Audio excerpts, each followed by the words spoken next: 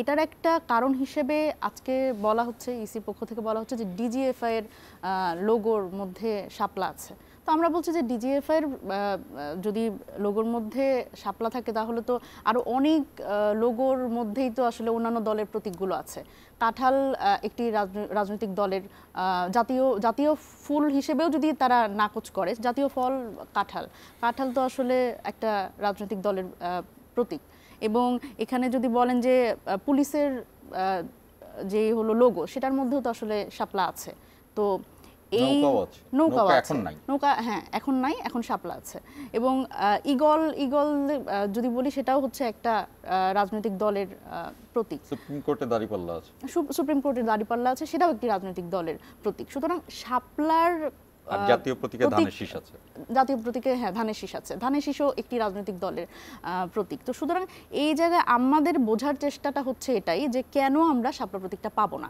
এবার আপনি দেখেন যখন একজন ইসি বলছেন যে এটা মানে ডিজিএফআই এর ইসের মধ্যে লোগোর মধ্যে হচ্ছে শাপলা প্রতীক আছে, অনানুষ্ঠানিকভাবে বলেছে, কিন্তু বলেছেন। এবার আবার আরো একটা কথা আপনি খুব গুরুত্বভাবে খেয়াল করেন যে উনি বলেছেন যে উপরের নির্দেশ। আপনি দেখেন নির্বাচন কমিশন এবারও যখন উপরের নির্দেশ তো ওপেনলি বলেনি, আপনাদের সাথে অনানুষ্ঠানিকভাবে বলেছে কিনা না, উপরের নির্দেশ, এবং উনি একা সিদ্ধান্ত নিতে পারবেন না। কেন দেয়া হচ্ছে না এটা উনি একা বলতে পারবেন না, এটা উনি গণমাধ্যমকে বলেছেন। একা যখন একটি রাষ্ট্রীয় প্রতিষ্ঠান কোনো সিদ্ধান্ত, সাংবিধানিক প্রতিষ্ঠান কোনো সিদ্ধান্ত নিতে না পারে, তার মানে বুঝতে হবে তিনি কোনো না কোনো দলীয় এজেন্ডা বাস্তবায়ন করছে। এবং এই বিষয়ে কিন্তু আমরা এর আগেও ক্লেম করেছি। আমি একটা বিষয় জানতে চাই যে এই শাপলা প্রতীকটা তো আমাদের যে নির্দিষ্ট করা আছে প্রতীকের 100 না 150 তার মধ্যে নেই, এক।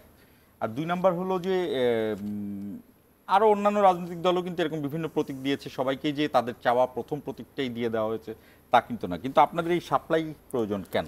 খুবই গুরুত্বপূর্ণভাবে আপনি খেয়াল করেন 24 সেপ্টেম্বর তড়িঘড়ি করে যে গেজেটটা দেওয়া হয়েছে সেটির মধ্যে এই শাপলা প্রতীকটি নেই, কিন্তু এর আগ পর্যন্ত কিন্তু ছিল। এবং শাপলা প্রতীক আসলে পেতে কোনো ধরনের আইনি বাধাও নেই, এটি কিন্তু ইসির পক্ষ থেকে স্বীকার করা হয়েছে।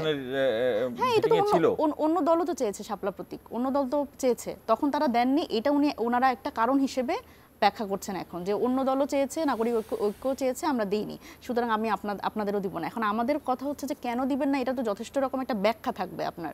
এখন শেষ পর্যন্ত উনি যখন বলছেন উপরের নির্দেশে, তো সেটি তো আসলে আমাদের ভাবায় উপরের কাদের নির্দেশে, একটি সাংবিধানিক প্রতিষ্ঠান।